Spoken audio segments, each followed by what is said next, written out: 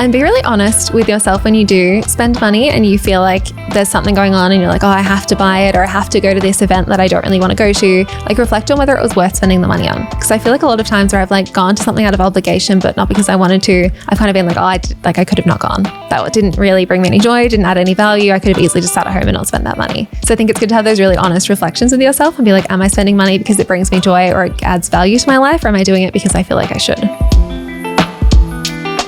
The Get Rich Slow Club podcast is a collaboration between Tash Etchman from Tash and Ana Christina from Perla. The Get Rich Slow Club acknowledges the traditional custodians of the land we record on. From coast to coast, across land, waters, and communities, we pay our respects to elders past, present, and emerging. Any advice is general and does not consider your financial situation, needs, or objectives, so consider whether it's appropriate for you.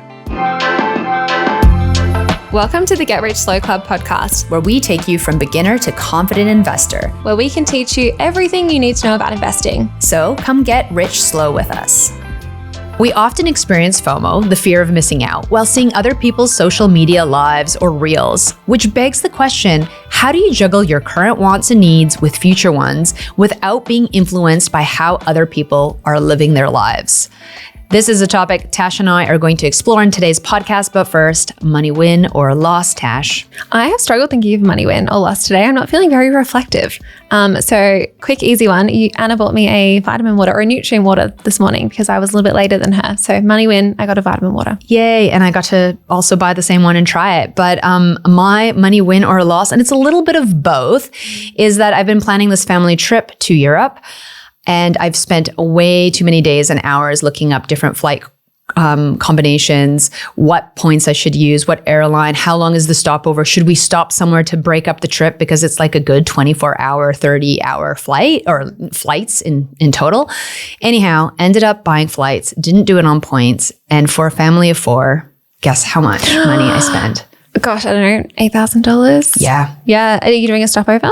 No, we're not. So a couple airlines do have stopover plans. Like you can go to Singapore and stop over or Doha or Abu Dhabi, but it actually added like $1,000 to our trip. Yeah, I found that because I'm going to Uganda soon. I'm flying through Doha and I want to do the Qatar stopover program, but it was so expensive to do like their built-in stopover program when they advertised it as being really cheap. It's $1,000. We did the math. We're like, oh, what if we add an extra day? It was an extra $1,000. Crazy, not cheap. But then I ended up booking 2 segments separately myself. So I did one with points and one with cash. So I've got to stop over myself anyway. But yeah, I thought when they advertised it, it's like you can get a free hotel or a cheap hotel, but not always. Yeah, that's what we were going to do. I transferred points over, but they didn't come over in time. And then I think I'm going to use them for the lounge because then at least we can kind of have a bit of a stop in a comfortable way, take a shower. But anyhow, I didn't use my points the way I intended. So that's a bit of a loss, but I budgeted for this flight. So it is what it is. Yeah, both situations. And it was the cheapest flight out of everything. Yeah. So going through Doha was the cheapest. Yeah. It is a nice reminder to me to travel before I entertain having kids and having to pay for multiple little humans. Oh, it is so much. Yeah, hectic. I could get a business class flight for that price. Right? Anyways. Not to rub it in. Anyways. No. I traveled a lot in my youth, so I don't regret it. Now it's mainly family trips, so it's okay. I'm going to go see family. It's fine. But yeah. Today's episode is a really good predicament a lot of people are in. I think it's really hard these days to scroll on social media and not feel FOMO or feel like you're missing out or that you want to like go and spend lots of money. There's like the shopping side to it. Like I see my mum on Temu ordering the most random stuff, which I'm trying to discourage her from doing. And I don't really love the whole like Temu Shein thing. I've never shopped from there and I don't enjoy browsing online shopping for like actual physical items, but I really enjoy holidays and travel and deals. And if you see a reel of someone in this great holiday destination, it does feel that need of like, oh, I have to go there too.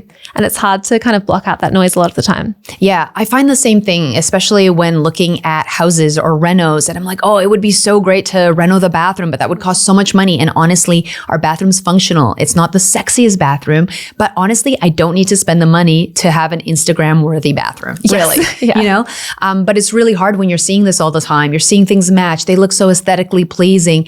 And it really kind of begs the question, like, do we need to spend the money on the things we see online because we feel like we're having FOMO? Yeah, especially when you see nice bathrooms, you see people on holidays all the time, you see people, I don't know, going to Pilates in their fancy matching sets. It can be hard sometimes. How do you block out the noise and try and not feel FOMO? Do you feel FOMO?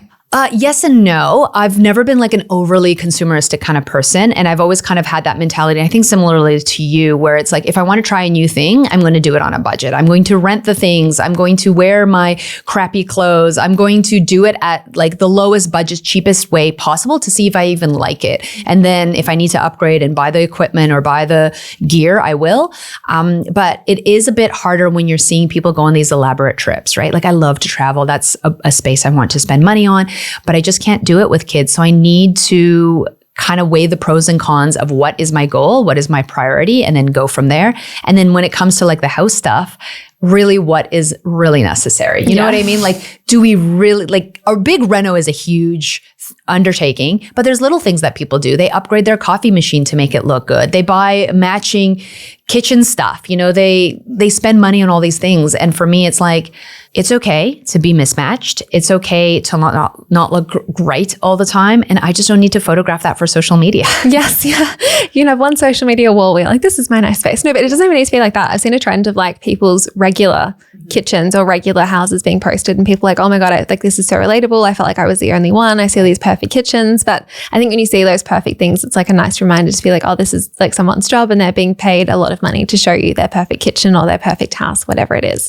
So there's always other factors going into it. But you touched on goals, which I think is a really important thing. I think I was really lucky early on to kind of set and work towards goals very quickly. So I always knew what I wanted to spend money on. Back years ago when I was like 18, 19, I knew I wanted to travel. So whenever I was like not traveling, I would save every dollar ever because I had this hard goal of wanting to travel. And it can be quite hard if you don't know what you want to do or if you feel like your goals are too far out of reach. Like if you want to buy a house and you're like, that's going to take me 5-10 years to save for that, that can be quite challenging to stay motivated along the way. I found that if I would go on a trip and I would already plan the next trip, it kind of kept me on my goal. I did that. Yeah. And for the last, I think, year and a bit, there was a couple family things that came up and I had to travel and health things. I wasn't able to kind of have clear goals, but because I'm going on this family trip, it's something to look forward to. And as soon as it's done, I'm going to try to plan another one because it keeps me accountable. When I don't have a goal to work towards, it's hard to save the money. It's easier to spend it because you're like, oh, well, what's the point? What's the point? Like why would I say no to like this thing that I would enjoy right now if there's like, for what? Like retirement when I'm 70 or 80 or 90. Yeah. The point of money is to spend it. Yeah. So why not spend it on whatever I want to? So I think the goals is really, really important. But like achievable goals that are close as well. Like whether it's,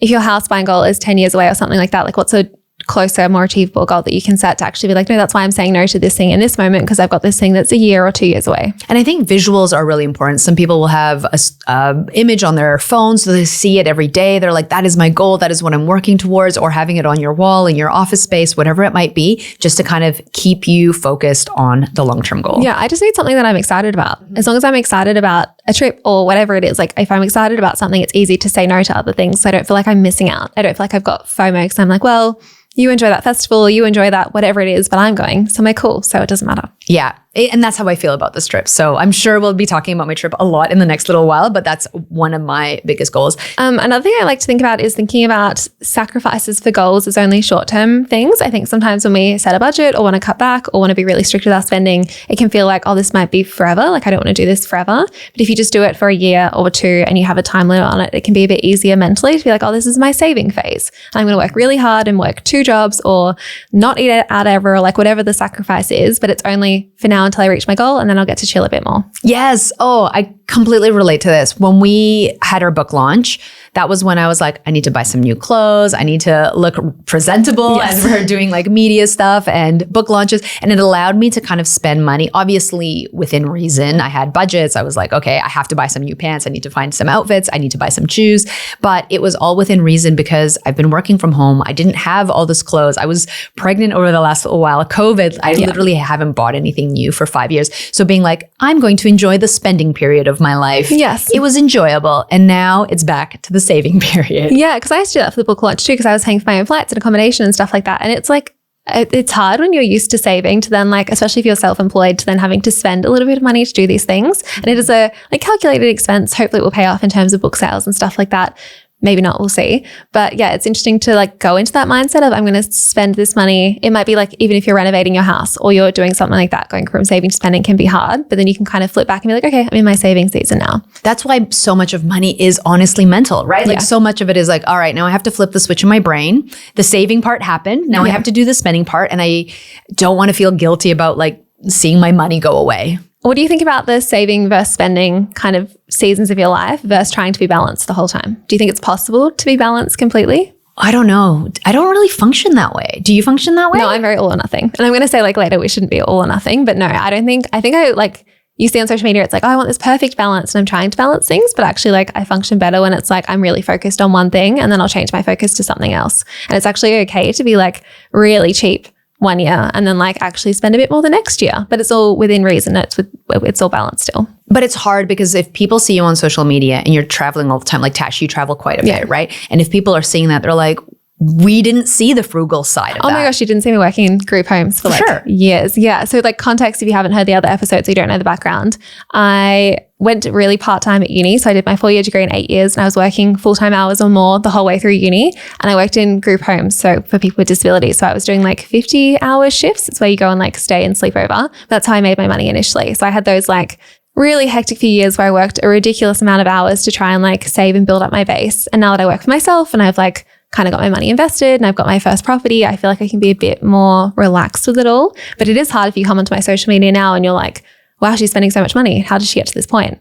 Yeah. You don't see like all the work beforehand. And it's really hard because if someone comes across your platform right now and they're looking at you spending all this money, traveling around the world, but also talking about your net worth, it can feel really discouraging. Yeah. And it's also balanced, I guess, in a different way. Like I still travel a lot, but I'm still cheap in other areas. Like I don't buy random things online. I don't buy a lot of like decor. Our house is really bare pretty much. Like I have sacrificed a lot of other things in that way too. And I also don't like do a whole lot when I'm home either. I don't really like eat out that often anymore. Lot. Yeah, I don't go out. I don't really drink alcohol. Like I still go out and see friends, but it's often like, oh, we'll like come to my house for board games or stuff like that. Like I don't spend a lot of money day to day, but then I spend a lot when I travel. Well, but I still travel on a budget. But like I spend when I travel, not when I'm home. Yeah. And I think it comes down to values, right? Like all of it is values. Like I'm similar to you in the sense that I haven't bought clothes in 3 or 4 years prior to this last year. So that's a long time that I've been wearing like the same clothes. I'm the same because clothes overwhelm me. Yeah. I buy like, I find something I like, I'll buy it in all the colors and I'm done for a while. Yeah, yeah. But because of that, because of those values where it's like, I don't really care about fashion. I don't really care about how I look. Like, do I look presentable? That's fine. Do I look clean? Okay, fine. But I don't really care that I'm outdated with my shoes. You know, like that part isn't important to me. So I'm okay with spending in other areas of my life. And similarly, yes, I blew $8K on flights, but you know why this is important to me? It comes back to my values. My values are my family lives abroad. They live far away. I'm not going to see them. This is a family reunion. My kids get to speak Croatian with their grandparents. These are the things that are important to me. And because I know they're my values, because there's something I'm working towards, I'm willing to spend that money. So when I look at things like, oh, do I want to, buy the little kitchenette set that looks good or the pants or the shoes that match my pants? I don't care because at the end of the day, what's more important to me is having my kids understand their background and their heritage, seeing my family and being in Croatia. And that's my values. Those are my values. That's my priority. So anything that doesn't fall within that, I'm just not going to spend on it. I like it that you've decided it for yourself and it's not like, oh, I want to go to this place because I saw it on Instagram. And I know that's not everyone's experience, but I sometimes fall victim to this where I'm like, wow, that looks really cool. I'm going to book a trip there. But it's not like I've not decided that I really want to go for like cultural reasons or family reasons or because like something really interests me. I'm just like, oh, that looked cool. That's where I think having a bit of time is really important because you might see that and be like, I'm going to book those tickets right now. Or let's take a step back. What are my priorities for this year? Do I really want to still go there? Well, maybe I do. And that's okay. You work towards it versus I'm just going to be impulsive. And that is what I think social media does to us. Capitalism does to us. Consumerism does to us. It says you need to buy this right now. Yeah. Because you're going to miss out. Yes. Oh my God. The timers. There's timers on websites now being like, quick, urgent. Yeah. No, I don't want to be urgent. Yeah. Only 2 left. No, don't fall into that. Take a step back. And to be honest, like there are shoes that I have to buy for my kids or I'm looking for myself and they're sold out. And they're not on sale anymore, but it's okay. I know that they will come back. They'll be on sale. So I'm just going to wait. And knowing that you can be in control of how you spend is so empowering, I think. Yeah, and getting over that feeling of like, I have to buy it now. Like there's always going to be another thing. Like there's so many things in this world that you can buy. There'll always be something else or another ticket on sale. Like there's so many sales every like month or two these days. You're never going to completely miss out. Something I really enjoyed about doing a snow season a few years ago was how kind of trapped you were and you couldn't really spend money. Like I lived at a hotel that was in a national park and I didn't have a car and there was no public transport or anything. So you could go snowboarding on the mountain and you could spend money when you're on the mountain if you wanted like chips or something. But we couldn't just like pop down to Woolies. All our food was included at the hotel. So you weren't just like going to buy random things and you couldn't just go shopping. And it was a nice kind of reset of like, you really don't have to spend money. Like if you're not like casually walking past the coffee shop or casually walking into the grocery store again, I think we kind of need to practice that like, let's exist with what we need and not get too distracted by all the other things we can spend money on. The flip side of that, I find, is actually turning off social media. And I know that's hard if your business is on social media, but sometimes just being like, I'm going to have a break. I'm going to take the weekend off or a day off, or especially if I'm on holidays, I'm not on social media at all. And it's so great to kind of reset because I don't care about that couch or I don't care about those shoes. You know, like it's just not in my face constantly. Yes. I'm really present. And for me, the priority might be, you know what? Do I want to buy the chocolate croissant or the plain croissant? Yeah. And that is such a nice change from being like, I don't think I'm enough because my kitchen doesn't look good. Yes. Emma from the Broke Generation says this, but it's like, if you like yourself, like that's the best money hack ever, because you're not going to try and buy things to fix things. And that's a much deeper conversation to have, but I think it's such a good point. It's really true. I think like the biggest thing that we can do is to love ourselves, because then we don't feel like there's anything lacking. We don't have to spend money to fulfill ourselves. Yeah. Yeah. And if you don't want to completely just block social media for the week or not go on it, because I know that can be quite challenging these days. I message a lot of my friends on social media. I think that's been a bit detrimental because I'm always on there checking messages from people. Block accounts like the Temu or Amazon shopping accounts. I just keep blocking them because I don't want to see their videos pop up. I don't want to be convinced I need some like random toilet cleaner specific thing. Like it's not for me. Yeah, it's so hard. It's so hard, especially if you're searching for something and it keeps popping up and you're like, oh, do I need it? Do I not? Kind of sitting on it for a little while is really important. I've been following some of the accounts that try and encourage you to not buy clothes, that share like some of the stats about global waste and our overconsumption of clothing. And I think that's quite good to balance it out. If you're like seeing the impacts and then you scroll past, there's like another Temu video that you haven't been able to block yet. Like it's quite a good like reminder that actually like this is quite problematic. Yeah, to kind of go back to values again, for me, a lot of it is environmental as well. And there's some things that you have to negotiate with that. But it is a really great reminder to be like, there's so much waste. How do we kind of rectify these situations? What can I do in my little bubble to create a better world? Yeah. And be really honest with yourself when you do spend money and you feel like there's something going on and you're like, oh, I have to buy it or I have to go to this event that I don't really want to go to. Like reflect on whether it was worth spending the money on. Because I feel like a lot of times where I've like gone to something out of obligation, but not because I wanted to, I've kind of been like, I could have not gone. That didn't really bring me any joy, didn't add any value. I could have easily just sat at home and not spent that money. So I think it's good to have those really honest reflections with yourself and be like, am I spending money because it brings me joy or it adds value to my life? Or am I doing it because I feel like I should? Yeah. Oh man, you just remind me, like there were these beautiful linen pants that I saw. I've talked about these so many times. They're like this beautiful kind of fuchsia color and I really wanted them. They just didn't feel like they fit properly. I bought them. I took them home. I tried them on and I was like, I want them so bad because I love the color. They just don't look so good. And I sat there for a long time being like, I already brought them. I already took them home. It's more effort for me to post them back. But the thing is, will I get use out of them? Will they bring me joy? Yes, the color is good, but it's going to be such a hassle. I have to get them taken in. I have to do this. I have to do that. And it's like, even if you want stuff, being really honest with yourself. Yeah. So I sent them back and like I even had someone recently message, did you buy the fuchsia pants? And I did, but I brought them back. Yes, you took them back. I'm so sad. But it's those honest conversations are really important because it's just really easy to be like, well, I bought them, they're home. It's too much hassle. I'm not going to do the thing. But even if you do it a step before where you don't buy them is a really great way to save money. Yes. And I think with social media, when there's like so much going on in our brains at all times, you could be distracted by Netflix or by your phone or by whatever random game you're playing. If you're like me, like it's hard to take a moment to sit back and think and be like, actually, did I really enjoy that day? Did I really enjoy that thing that I bought? Did I really enjoy that random party I went to or that random night out I went on? Did I actually enjoy that? Because you're like constantly not really sitting back to reflect. It's easy to just move on to the next thing and be like, oh, of course I enjoyed that. Yeah, exactly. Taking a moment for ourselves. And I think that takes it to the idea of like being present. One of the things I've been trying really hard right now is to be present in my life, in my kids' life, in my partner's life, in everything that I'm doing. And that has then pushed me to be off of social media, to stop being as influenced, to stop thinking about FOMO or this and that, and really kind of sit with what is important to me. And it's been really great. I know we've talked a little bit about this in the past about social media being like short attention span and you know, quick thing, buy the thing, impulse, this, fast, running out of time, all of these things.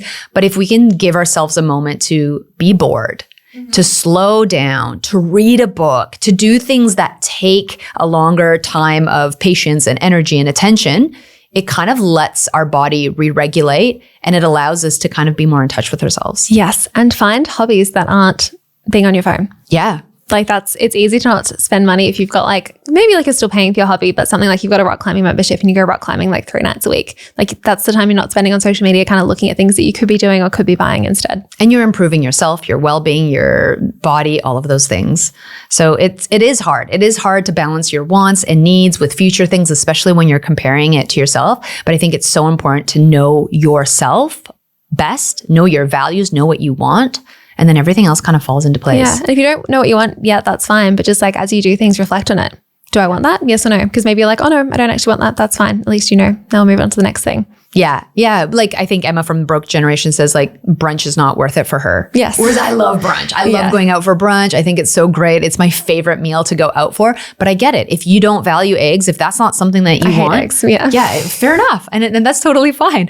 Then you know that when someone invites you out for a brunch catch up, you can be like, hey, let's go for a walk instead. Let's go for a coffee instead. Let's go for that lunch, awkward time, for dinner. the both time where you get brunch and I'll get lunch. Yeah. And it's probably cheaper because it's not the dinner prices. Yes. So there's ways to think around that. Yeah. And I think I feel the best about like myself and my life and I'm spending in line with my values as well. Because I don't like the feeling when you know that you've wasted money on something and you're like, wow, why did I do that? Because I know I probably shouldn't have, but you kind of just like went with it anyway. When's the last time you spent money and you were like, oh, I really wish I didn't spend that? Oh, like the Ubers are getting a bit expensive from the airport, that $120. I think this is like a separate conversation, but the fact that like an Uber sometimes costs me $120 has gone and normalized that as a normal amount of money to spend on something inconsequential when it's not. Like $120 is a lot of money, but I've seen myself kind of justifying it for other things. Like we got a cleaner before our recent rent inspection, which is great. And I think it was good and good value, but I was like, oh, it's only $150. And like only $150 is not a good mentality to be in.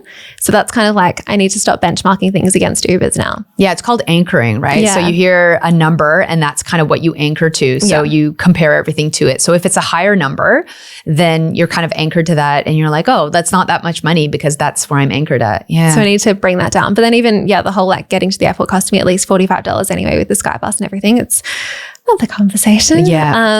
Probably the Uber or even just like, did I order something recently? And I was like, that's actually pretty gross. Oh, I ordered a like pita pocket thing. And for some reason, it just like the chicken was, I like chicken when it's like chicken breast or it's not, I don't like knowing that it's been meat. You know, when you bite into it and it's like gristly or there's skin or it's like, it was like that. And I didn't really eat it. So it was a waste of like $18. Yeah. But I think my boyfriend ate it. So not too bad. But those things you bite into it and you're like, oh, should have stuck it just to the usual. ruins it for you. Yeah.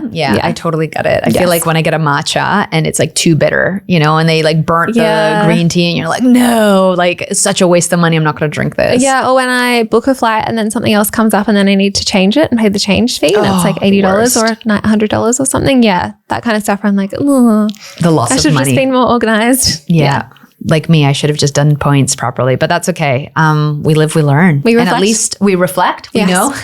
That's and we move forward. Doing our money wins and losses has been really good for this actually, because I think a lot of the time we don't stop to reflect, but this has forced me to be like, actually, like what did I enjoy from my money this week and what didn't I enjoy from my money this week? Yeah, because I'm a little bit upset that I didn't properly use my points for that flight, but I feel so relieved that I did it. I booked my tickets. They're done. They're the cheapest that I could find in terms of spending money, and that's okay. Yeah.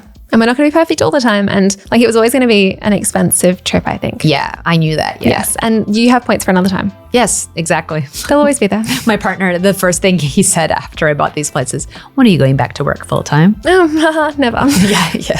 No, you do work full time with all the things that you do. Yeah, just not always paid full-time work. Yay, children. Yay. All right, that's it for today. Yay, bye. Bye. Thanks so much for joining us. If you found this episode helpful, please rate us 5 stars, write a review, or share with a friend. If you're new to investing, make sure to listen to our first 10 episodes. Follow us at Get Rich Slow Club or Tash at Tash Invest or me at Ana Cristina. This show was brought to you by Natasha Etchman, who is an authorized representative 1299881 of Guideway Financial Services, AFSL 420367, and Perla, who is an authorized representative 1281540 of Sanlam Private Wealth, AFSL 337927. Knowledge is power, especially when it comes to investing. So make sure you check out our financial services guides and read the product disclosure statement and target market determination for any investments you're considering. See our show notes for more info.